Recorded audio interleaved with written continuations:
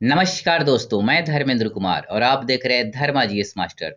दोस्तों 71 BPSC PT special class के अंतर्गत पॉलिटी के इस सीरीज में आज हम लोग नेक्स्ट अगला जिस टॉपिक का एमसीक्यू करेंगे उस टॉपिक का नाम है नागरिकता और मौलिक अधिकार।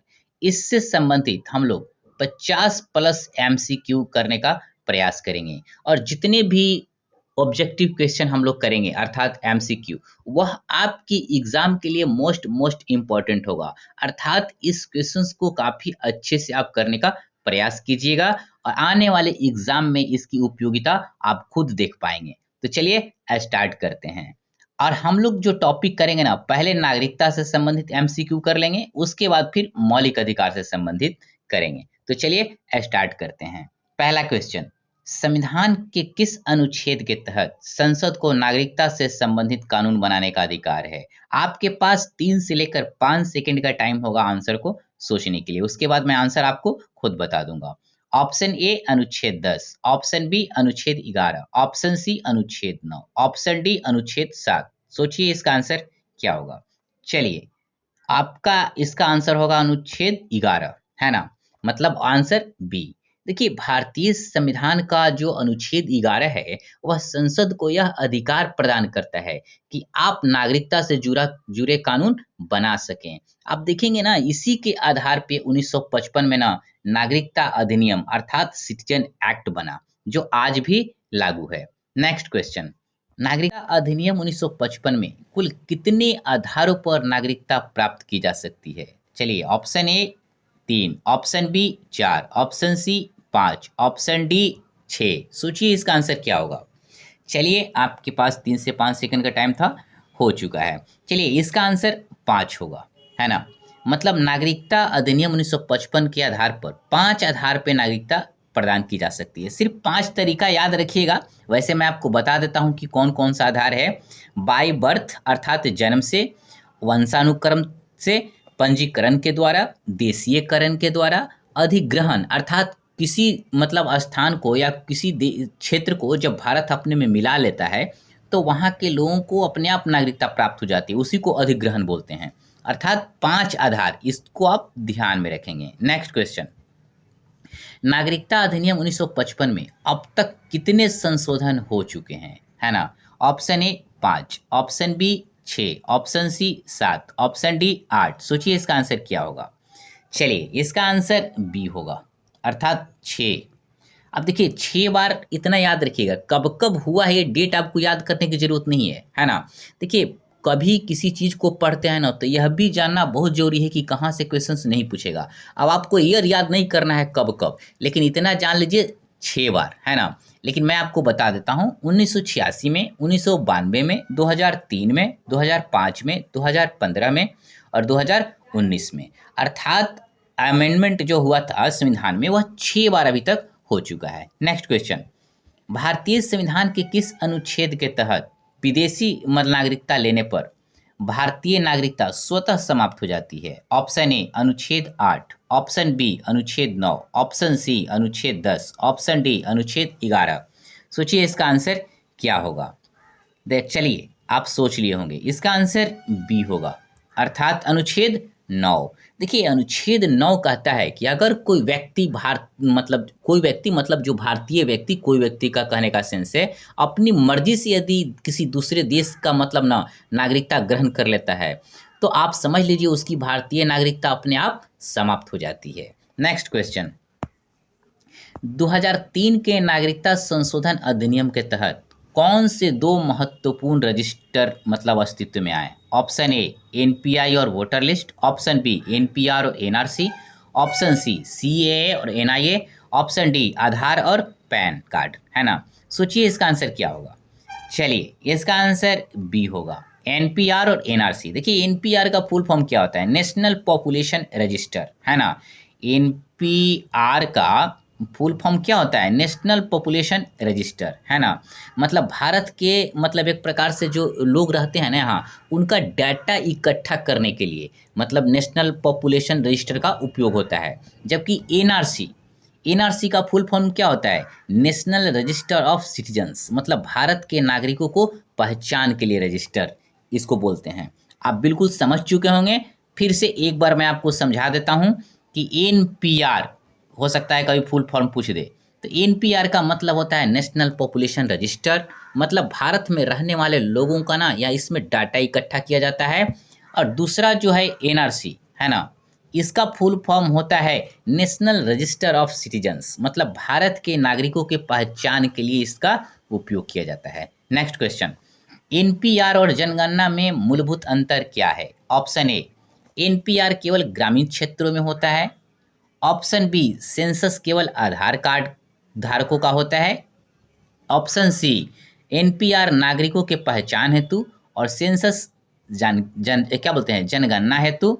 ऑप्शन डी, दोनों एक ही है। सोचिए इसका आंसर क्या होगा, है ना। आपसे के पास 3 से लेकर 5 सेकेंड का टाइम है। चलिए आप सोच लिए होंगे, है ना।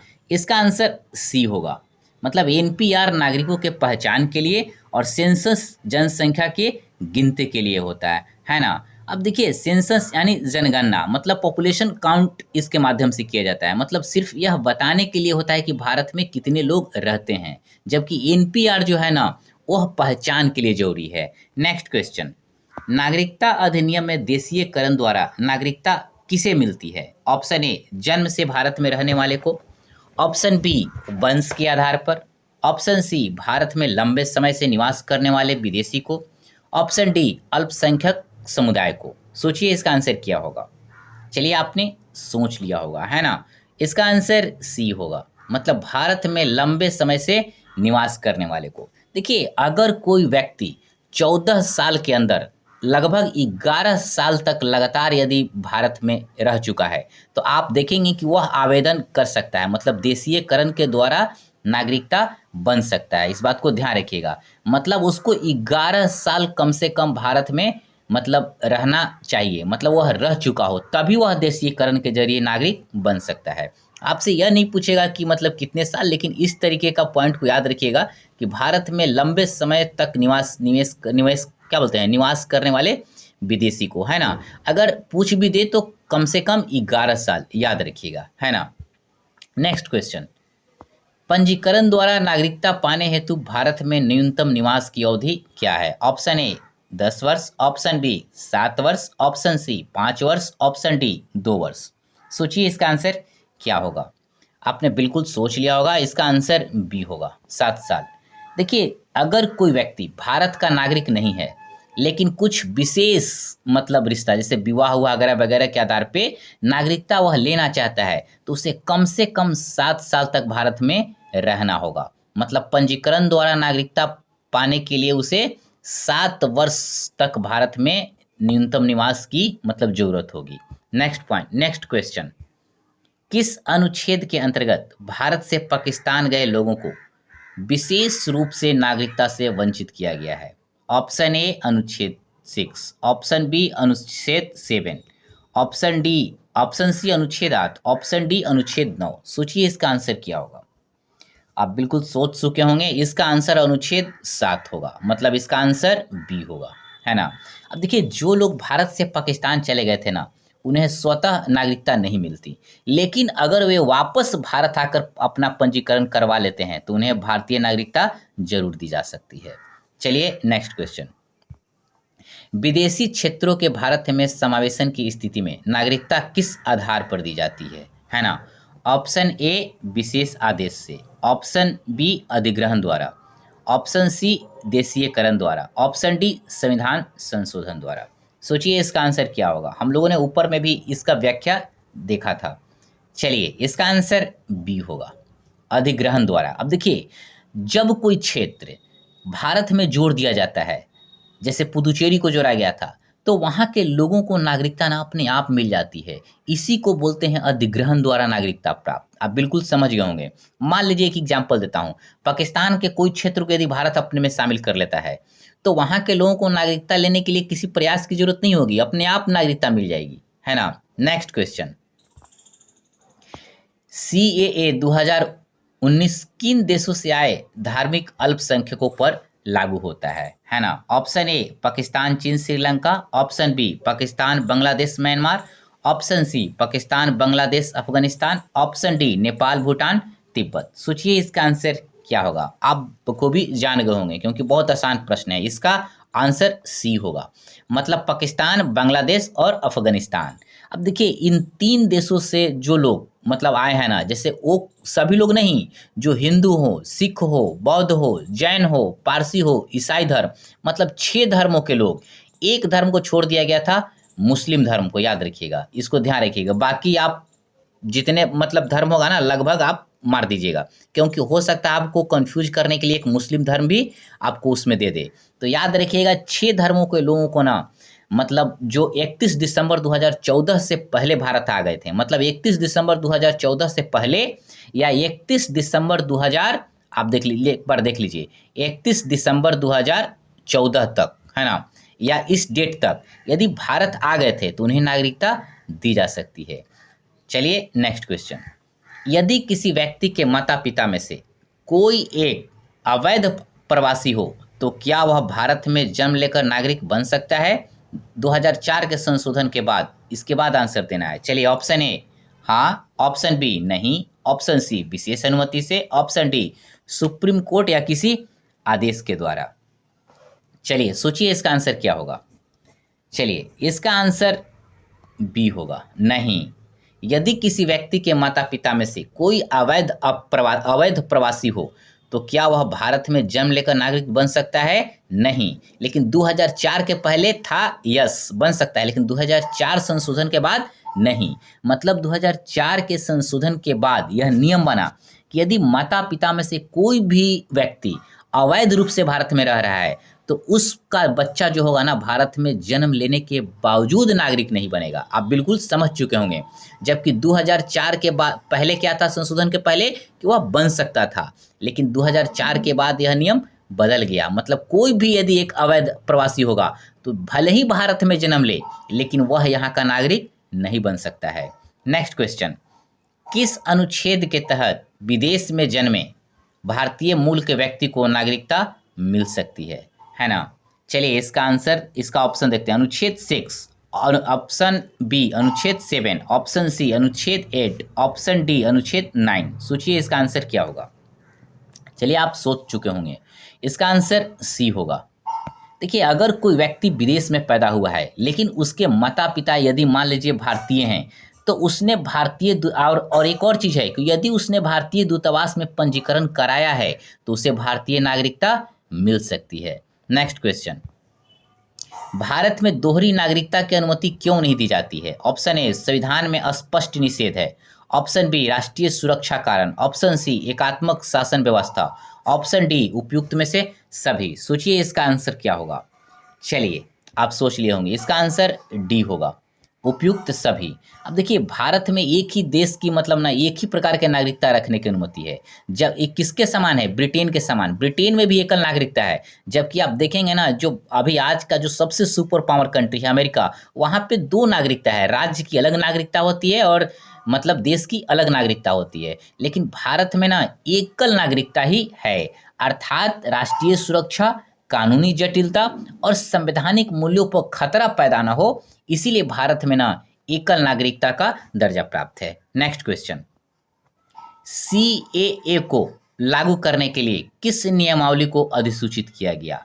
Option A citizen amendment rule 2020, option B Bharat identity rule 2024, option C citizen amendment rule 2024, option D national registry guidelines 2023। सोचिए इसका आंसर क्या होगा। 3 से लेकर 5 सेकंड तक आपके पास टाइम है ना? आप बिल्कुल सोच लिए होंगे कि सीएए को लागू करने के लिए किस नियमावली को अधिसूचित किया गया था। चलिए इसका आंसर सी होगा, सिटीजन अमेंडमेंट रूल 2024। देखिए भारत सरकार ने 11 मार्च, याद रखिएगा 11 मार्च 2024 को, है ना, यह नियम लागू किया, जिससे सीएए 2019 कानून को प्रभाव में लाया गया। ये डेट भी याद रखिएगा, 11 मार्च 2024 को ना यह नियम लागू किया, जिसके आधार पे ना यह प्रावधान मतलब कौन सा, सीएए 2019 लागू हुआ, है ना। नेक्स्ट क्वेश्चन, भारत में नागरिकता संबंधी किसी विवाद का अंतिम निर्णय का अधिकार किसके पास है? ऑप्शन ए गृह मंत्रालय, option B Lok Sabha, option C supreme court, option D संसद की समिति। सोचिए इसका आंसर क्या होगा। आप बिल्कुल सोच चुके होंगे। भारत में नागरिकता संबंधी किसी विवाद का अंतिम निर्णय आप वैसे भी मतलब दिमाग लगाएंगे तो आपका पता चल जाएगा। इसका ना सी होगा, सुप्रीम कोर्ट, है ना। अब देखिए, अगर किसी को नागरिकता देने या रद्द करने पर कोई विवाद हो जाए तो अंतिम निर्णय सुप्रीम कोर्ट द्वारा ही लिया जाता है। नेक्स्ट क्वेश्चन, नागरिकता संशोधन अधिनियम 2019 को कब लागू किया गया, है ना। अब देखिए, हमने आगे ऊपर में भी इस चीज़ को देख लिया है, बट फिर भी आप देखिए, ऑप्शन ए 5 अगस्त 2019, ऑप्शन बी 26 जनवरी 2020, ऑप्शन सी 11 मार्च 2024, ऑप्शन डी 31 दिसंबर 2014। सोचिए इसका आंसर क्या होगा। आप बिल्कुल सोच लिए होंगे क्योंकि पहले भी हमने बता चुका है। तो देखिए, पहले भी हम इसे बता चुका हूँ। देखिए इसका आंसर सी होगा, 11 मार्च 2024। नागरिकता संशोधन अधिनियम 2019 को 11 मार्च 2024 को लागू किया गया। नेक्स्ट क्वेश्चन, निम्न में से कौन से धर्म CAA 2019 में शामिल हैं। ऑप्शन ए हिंदू, मुस्लिम, सिख, पारसी, बौद्ध, ईसाई, ऑप्शन बी हिंदू, सिख, बौद्ध, जैन, पारसी, ईसाई, ऑप्शन सी मुस्लिम, बौद्ध, हिंदू, यहूदी, ऑप्शन डी बौद्ध, ईसाई, मुस्लिम, यहूदी, जैन, हिंदू। सोचिए इसका आंसर क्या होगा। आप बिल्कुल सोच लिए होंगे। हमने आपको बताया था कि सिर्फ मुस्लिम नहीं थे, तो आप छांट दीजिए कि मुस्लिम किस किस में है। डी में है मुस्लिम, यह नहीं होगा। सी में है मुस्लिम, यह नहीं होगा। ऑप्शन ए में मुस्लिम है, यह भी नहीं होगा। तो कौन बचता है? ऑप्शन बी, मतलब हिंदू, सिख, बौद्ध, जैन, पारसी, अर्थात इसका आंसर बी होगा। आप बिल्कुल इसको मतलब जान गए होंगे। अर्थात ये 6 धार्मिक समुदाय है ना, मतलब, और ये 6 धार्मिक समुदाय किन देशों का? 3 देशों से, याद रखिएगा।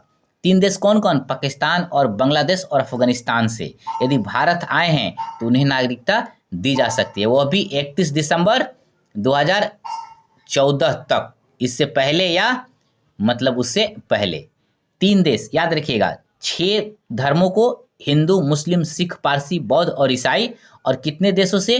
3। कौन कौन सा देश? पाकिस्तान, बांग्लादेश और अफगानिस्तान। आपको 6 धर्म अगर आपको याद होने में कन्फ्यूजन हो रहा है तो एक याद रखिएगा, मुस्लिम धर्म उसमें नहीं था। आप गेस कर लेंगे आंसर। नेक्स्ट क्वेश्चन, भारतीय नागरिकता प्रदान करने की मतलब प्रक्रिया किस मंत्रालय के अधीन है? ऑप्शन ए गृह मंत्रालय, ऑप्शन बी विदेश मंत्रालय, ऑप्शन सी सामाजिक और न्याय मंत्रालय, ऑप्शन डी विधि मंत्रालय। सोचिए इसका आंसर क्या होगा। आप बिल्कुल सोच लिए होंगे। मिनिस्ट्री ऑफ होम मतलब मंत्रालय एक प्रकार से, ठीक ना। अब देखिए, नहीं, एक सेकेंड, सॉरी, तो हाँ, गृह मंत्रालय ही इसका आंसर होगा, मतलब ए। अब देखिए, भारत में नागरिकता देने, छीनने या रद्द करने की पूरी जिम्मेदारी किसके पास होती है? वह गृह मंत्रालय के पास होती है ना। इस चीज को ध्यान रखिएगा। नेक्स्ट क्वेश्चन, चलिए, हम लोगों ने नागरिकता से संबंधित लगभग कितना 18 MCQ हम लोगों ने किया, है ना। अब नेक्स्ट हम लोग मौलिक अधिकार से संबंधित MCQ को करेंगे। तो चलिए देखते हैं मौलिक अधिकार से संबंधित। संविधान का कौन सा अनुच्छेद मौलिक अधिकारों को लागू करवाने हेतु संवैधानिक उपचारों का अधिकार प्रदान करता है ना। सोचिए, ऑप्शन ए अनुच्छेद 13, ऑप्शन बी अनुच्छेद 32, ऑप्शन सी अनुच्छेद 35, ऑप्शन डी अनुच्छेद 226। सोचिए इसका आंसर क्या होगा। अब बहुत आसान प्रश्न है, इसका आंसर बी होगा, अनुच्छेद 32। देखिए, अनुच्छेद 32 के तहत नागरिकों को यह हक है कि यदि उनका कोई मौलिक अधिकार छीन लिया जाए या छीना जाए तो वह सीधे सुप्रीम कोर्ट जा सकते हैं। इसी अनुच्छेद को आप देखेंगे कि डॉक्टर भीमराव अंबेडकर ने संविधान की आत्मा भी कहा था। नेक्स्ट क्वेश्चन, किस अनुच्छेद के अंतर्गत उच्च न्यायालय भी रिट जारी कर सकता है भले ही वह मौलिक अधिकार से संबंधित न हो? अनुच्छेद ए 32 थी, ऑप्शन बी अनुच्छेद 226, ऑप्शन सी अनुच्छेद 245, ऑप्शन डी अनुच्छेद 14। सोचिए इसका आंसर क्या होगा। चलिए, आप बिल्कुल सोच लिए होंगे, इसका आंसर बी होगा, अनुच्छेद 226। देखिए, अनुच्छेद 226 के अनुसार ना हाई कोर्ट न सिर्फ मौलिक अधिकारों की रक्षा करता है बल्कि किसी भी कानूनी अधिकार के हनन के लिए भी रिट जारी कर सकता है। जबकि सुप्रीम कोर्ट, याद रखिएगा दोनों में डिफरेंस, सुप्रीम कोर्ट सिर्फ मौलिक अधिकारों से के रक्षा के लिए केवल रिट जारी करेगा, जबकि हाई कोर्ट ना मौलिक अधिकारों के अलावा किसी भी कानूनी अधिकारों के हनन पर भी रिट जारी कर सकता है। यह दोनों में डिफरेंस है, आप बिल्कुल ध्यान रखिएगा। नेक्स्ट क्वेश्चन, गोलकनाथ केस में सुप्रीम कोर्ट ने क्या महत्वपूर्ण निर्णय दिया था? ऑप्शन ए, संसद मौलिक अधिकारों में संशोधन कर सकती है। ऑप्शन बी, संसद मौलिक अधिकारों में संशोधन नहीं कर सकती है। ऑप्शन सी, रीट का अधिकार असंवैधानिक है। ऑप्शन डी, मौलिक अधिकार न्यायिक समीक्षा से बाहर है। चलिए, आपने इसका बिल्कुल सोच लिया होगा, है ना। देखिए, इसका आंसर ए होगा। देखिए, संसद मौलिक अधिकारों में संशोधन नहीं कर सकती। आप देखेंगे कि गोलकनाथ केस जो 1967 में हुआ था, है ना, इसमें क्या कहा था कि संसद ना मौलिक अधिकारों में बदलाव नहीं कर सकती है। अब बाद में आप देखेंगे 1973 में केशवानंद वाद केस में यह पलट गया था कि नहीं, संसद संशोधन कर सकती है, बशर्ते उसको यह ध्यान रखना होगा कि संविधान का कोई भी ऐसा पार्ट का उल्लंघन नहीं हो जो मूल ढांचा से संबंध रखता है। मतलब बेसिक स्ट्रक्चर का सिद्धांत दिया गया था केशवानंदवाद में। मतलब आप संशोधन कर लीजिए, बट संविधान का बेसिक स्ट्रक्चर से आप छेड़छाड़ नहीं कर सकते। Next question, Keshavananda Bharati case में सुप्रीम कोर्ट ने क्या अस्थायी सिद्धांत स्थापित किया? ऑप्शन ए, संपत्ति अधिकार को समाप्त करना। ऑप्शन बी, चुनाव सुधार। ऑप्शन सी, संविधान की मूल संरचना सिद्धांत। ऑप्शन डी, अल्पसंख्यक अधिकार। सोचिए इसका आंसर क्या होगा। आप बिल्कुल सोच लिए होंगे, बेसिक स्ट्रक्चर का कॉन्सेप्ट दिया था सुप्रीम कोर्ट ने केशवानंद भारती केस में। इसका आंसर सी होगा। मतलब सुप्रीम कोर्ट ने एक प्रकार से ऐतिहासिक फैसला दिया था कि संसद ना संविधान में संशोधन कर सकती है, लेकिन मूल ढांचे को नहीं बदल सकती है। मतलब बेसिक स्ट्रक्चर को आप चेंज नहीं कर सकते हैं। जैसे एक रूम है, रूम में आप पेंट डेंट कर सकते हैं, लेकिन रूम का दरवाजा यदि पूर्व में है तो उसको पश्चिम में नहीं कर सकते हैं आप, है ना। कहने का तात्पर्य मेरा वही है कि संविधान का मतलब आप ऊपरी भाग को आप जो भी करिए, लेकिन उसका बेसिक जो थीम है ना, उसमें आप बदलाव नहीं कर सकते हैं। मतलब बेसिक स्ट्रक्चर का सिद्धांत 1973 में दिया था। नेक्स्ट क्वेश्चन, संविधान के कौन सा अनुच्छेद के तहत संपत्ति का मौलिक अधिकार हटा दिया गया? नेक्स्ट, अनुच्छेद 300 बी, अनुच्छेद 31। ऑप्शन सी, अनुच्छेद 21। ऑप्शन डी, अनुच्छेद 17। सोचिए इसका आंसर क्या होगा कि संविधान के कौन से अनुच्छेद के तहत संपत्ति के मौलिक अधिकार को हटा दिया गया? चलिए, आपने बिल्कुल सोच लिया होगा, इसका आंसर बी होगा, है ना, अनुच्छेद 31। अब देखिए, 44वें संविधान संशोधन के द्वारा, ये भी पूछ सकता है किस संविधान संशोधन के द्वारा हटाया गया। तो 44वें संशोधन के द्वारा कब, यह भी पूछता है, तो 1978 में, याद रखिएगा, इस तरीके से पूछता है।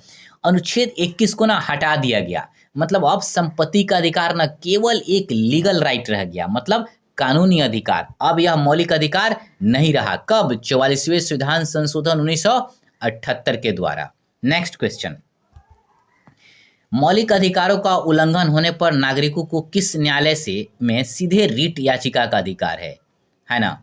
अब देखिए, सीधे मतलब डायरेक्ट जा सकता है।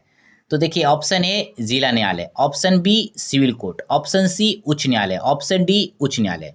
अब देखिए, इसका आंसर आप बिल्कुल सोच लिए होंगे, इसका आंसर डी होगा। वैसे आपके दिमाग में यह भी जा रहा होगा कि उच्च न्यायालय में भी तो जाया जाता है। हाँ, जाया जा सकता है, लेकिन थोड़ा क्वेश्चंस को ना यहाँ पे मतलब चेंज कर देना चाहिए था कि मौलिक अधिकारों का उल्लंघन होने पर मतलब भारत का कौन ऐसा सर्वोच्च मतलब संस्था है जिसके पास मतलब सीधे रीट याचिका दायर की जा सकती है, तब उच्चतम न्यायालय होगा। वैसे इसका आंसर आप देखेंगे तो यह दोनों हो सकता है कि उच्च न्यायालय में भी आप रीट याचिका दायर कर सकते हैं और उच्चतम न्यायालय में भी रीट याचिका दायर कर सकते हैं। लेकिन यदि दोनों में से एक चुनना हो तो आप उच्चतम न्यायालय को चुनिएगा, है ना, क्योंकि अनुच्छेद 32 के अनुसार आप सुप्रीम कोर्ट में जाएंगे और हाई कोर्ट में 226 के तहत जाते हैं। चलिए, आप बिल्कुल समझ गए होंगे। टाइपिंग में थोड़ा बहुत दोनों नहीं देना चाहिए था ऑप्शन में। Next question, ADM Jabalpur case से संबंधित कौन सा अधिकार चर्चा में था? तो देखिए, ए समानता का अधिकार, ऑप्शन बी धार्मिक स्वतंत्रता, ऑप्शन सी जीवन और व्यक्तिगत स्वतंत्रता, ऑप्शन डी सांस्कृतिक अधिकार। सोचिए इसका आंसर क्या होगा, मतलब कि कौन क्यों चर्चा में था, है ना। आप बिल्कुल सोच लिए होंगे, हो सकता है आपको कन्फ्यूजन हो रहा हो, तो फिर भी आप जान लीजिए कि ऑप्शन सी इसका आंसर होगा, है ना। अब देखिए क्यों, अभी आपको पता चल जाएगा। मतलब right to life and liberty, मतलब जीवन और व्यक्तिगत स्वतंत्रता। देखिए, इस केस में कोर्ट ने कहा था कि आपातकाल के दौरान भी व्यक्ति के जीवन को अधिकार निलंबित नहीं किया जा सकता है, ठीक ना।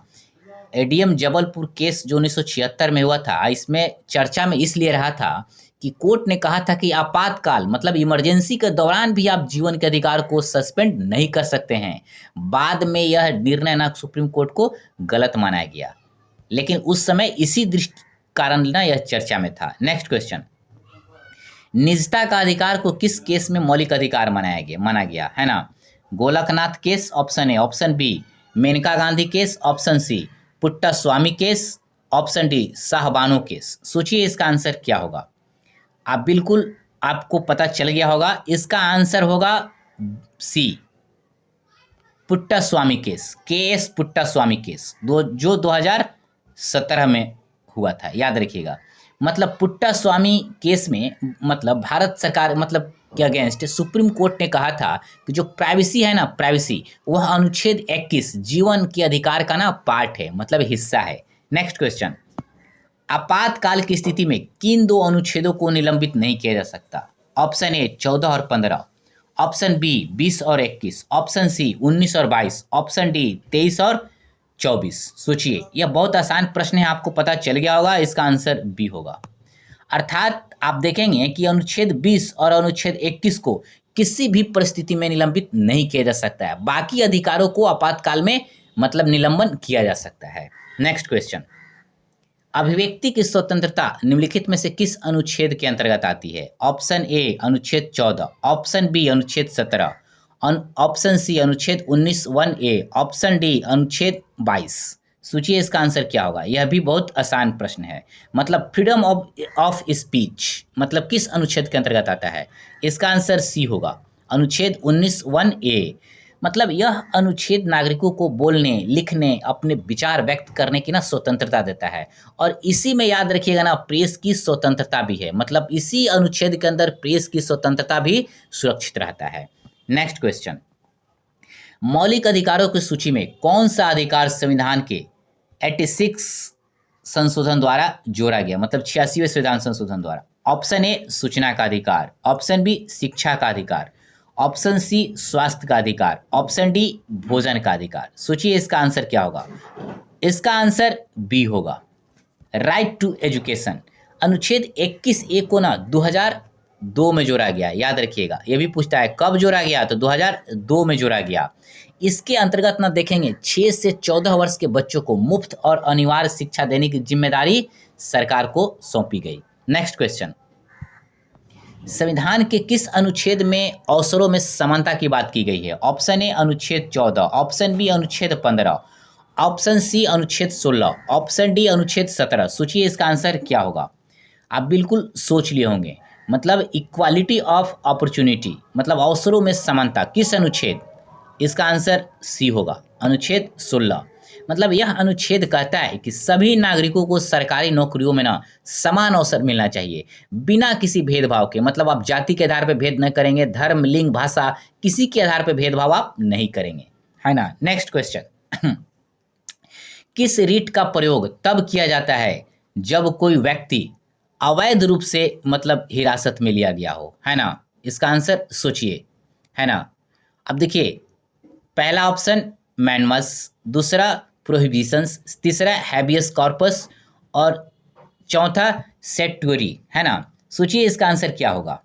देखिए इसका ऑप्शन आप बिल्कुल सोच लिए होंगे। इसका आंसर सी होगा, हैबियस कॉर्पस, है ना। मतलब इसका मतलब है शरीर को न्यायालय के सामने लाओ। यह रिट तब लाई जाती है जब किसी व्यक्ति को बिना कारण गिरफ्तार किया गया हो, है ना। अब चलिए नेक्स्ट क्वेश्चन, मैनमस, है ना। मैनमस रिट कब प्रयोग किया जाता है, मतलब कब किया जाता है। ऑप्शन ए किसी कार्य को रोकने के लिए, ऑप्शन बी अवैध नियुक्तियों को हटाने के लिए, ऑप्शन सी कोर्ट के निर्णय को रद्द करने के लिए, ऑप्शन डी किसी अधिकारी को उसका कार्य करने के बाध्य करने हेतु, है ना। चलिए आप बिल्कुल सोच लिए होंगे। चलिए इसका आंसर डी होगा। मतलब यह रिट सरकार या अधिकारी को उसका कर्तव्य पूरा करने के लिए एक प्रकार से दी जाती है। नेक्स्ट क्वेश्चन, किस रीट द्वारा आप देखिए किस रीट द्वारा उच्च न्यायालय निचली अदालत के निर्णय को रद्द कर सकता है ना। तो देखिए पहला ऑप्शन प्रोहिबिशंस, दूसरा क्यो वारंटो, तीसरा सर्टियोरारी, चौथा हैबियस कॉर्पस, है ना। सोचिए इसका आंसर क्या होगा। चलिए इसका आंसर सी होगा, सर्टियोरारी, है ना, सर्टियोरी। चलिए देखिए जब कोई अदालत अपनी सीमा से बाहर जाकर फैसला देती है ना, तो इसको ना इस उच्च न्यायालय मतलब कोई भी न्यायालय इसके आदेश को ना रद्द कर सकता है, इसके अंतर्गत यही आता है। नेक्स्ट क्वेश्चन, किस अनुच्छेद में अस्पृश्यता का उन्मूलन किया गया है। ऑप्शन ए अनुच्छेद 17, ऑप्शन बी अनुच्छेद 14, ऑप्शन सी अनुच्छेद 19, ऑप्शन डी अनुच्छेद 15। सोचिए इसका आंसर क्या होगा। अब बिल्कुल आपको पता चला गया होगा, बहुत आसान है, अनुच्छेद 17, है ना। यह अनुच्छेद कहता है कि अस्पृश्यता पूरी तरीके से ना समाप्त हो जानी चाहिए। मतलब इसके अंतर्गत यदि आप कोई इसको मतलब लागू करेगा या इसको मानेगा ना, तो उसको सजा देने का काम किया जाएगा। नेक्स्ट क्वेश्चन, सांस्कृतिक और शैक्षणिक अधिकार किस वर्ग के लिए विशेष रूप से सुरक्षित किए गए हैं। ऑप्शन ए सभी नागरिकों के लिए, ऑप्शन बी अल्पसंख्यकों के लिए, ऑप्शन सी पिछड़े वर्गों के लिए, ऑप्शन डी महिलाओं के लिए, है ना। सोचिए इसका आंसर क्या होगा। आप बिल्कुल सोच लिए होंगे क्योंकि बहुत आसान प्रश्न है ये भी, अल्पसंख्यकों के लिए। अब देखिए अनुच्छेद 19 और 30 में मतलब इस प्रकार का मतलब बात की वर्णन किया गया है। मतलब अनुच्छेद 29 और 30 ना धार्मिक और भाषाई अल्पसंख्यकों को यह अधिकार देता है कि वह अपने स्कूल या संस्था खोलकर ना उसे चला सकता है स्वतंत्रता पूर्वक। नेक्स्ट क्वेश्चन, प्रोहिबिशन रिट कब प्रयुक्त होती है। ऑप्शन ए जब व्यक्ति को गैर कानूनी रूप से बंदी बनाया गया हो, ऑप्शन बी जब न्यायालय अधिकार क्षेत्र से बाहर जाकर कार्य कर रहा हो, ऑप्शन सी जब कोई व्यक्ति गलत रूप से पद पर नियुक्त हो, ऑप्शन डी जब कोई अधिकारी आदेश नहीं मान रहा हो। सोचिए इसका आंसर क्या होगा। चलिए आप बिल्कुल सोच लिए होंगे, है ना। इसका आंसर बी होगा, जब न्यायालय अधिकार क्षेत्र से बाहर जाकर कार्रवाई कर रहा हो। मतलब जब कोई निचली अदालत ऐसा केस सुनती है जो उसके अधिकार में नहीं आता, तब उच्च न्यायालय ना प्रोहिबिशंस रीट को मतलब जारी करता है, मतलब उसे रोकने के लिए। नेक्स्ट क्वेश्चन, देखिए किस रीट द्वारा यह पूछा जाता है कि तुम किस अधिकार से पद पे हो। Option A mandamus, option B quo warranto, option C certiorari, option D habeas corpus. सोचिए इसका आंसर क्या होगा। आप बिल्कुल समझ गए होंगे इसका आंसर बी होगा, है ना, क्यो वारंटो। मतलब देखिए तुम किस अधिकार से हो, मतलब यह रिट तब लाई जाती है जब किसी व्यक्ति ना कोई व्यक्ति सरकारी, जब किसी व्यक्ति को ना एक प्रकार से देखेंगे उसकी सरकारी जिस पद पे है उस पे ना एक प्रकार से उसकी वैधता पर ना क्वेश्चंस मार्क्स किया जाता है, तब यह रिट लगाया जाता है कि आप किस अधिकार से यह मतलब पद पे हो, चाहे किस अधिकार से यह काम कर रहे हो। नेक्स्ट क्वेश्चन, अनुच्छेद मतलब 15 किस प्रकार के भेदभाव को प्रतिबंधित करता है। ऑप्शन ए राजनीतिक विचार के आधार पे, ऑप्शन बी आय के आधार पे, ऑप्शन सी धर्म जाति लिंग जन्म स्थान के आधार पे, ऑप्शन डी पेशे के आधार पे। सोचिए इसका आंसर क्या होगा। इसका आंसर सी होगा, धर्म जाति लिंग और जन्म मतलब स्थान के आधार पे। देखिए यह अनुच्छेद कहता है कि राज्य इन आधारों पे भेदभाव नहीं कर सकता। किन आधारों पे, इन आधारों पे। नेक्स्ट क्वेश्चन, अनुच्छेद 14 में समानता का अधिकार किस प्रकार की समानता का निर्देश देता है। सोचिए इसका आंसर क्या होगा। चलिए एक ऑप्शन ए तथ्यात्मक समानता, ऑप्शन बी गणितीय समानता, ऑप्शन सी विधिक समानता, ऑप्शन डी आर्थिक समानता। सोचिए इसका आंसर क्या होगा। चलिए आप बिल्कुल सोच लिए होंगे, इसका आंसर सी होगा, मतलब लीगल इक्वालिटी, मतलब विधिक समानता। यह अनुच्छेद कानून के सामने सभी नागरिकों को ना बराबर मानता है और समान कानूनी संरक्षण का अधिकार देता है। कौन सा, लीगल इक्वालिटी।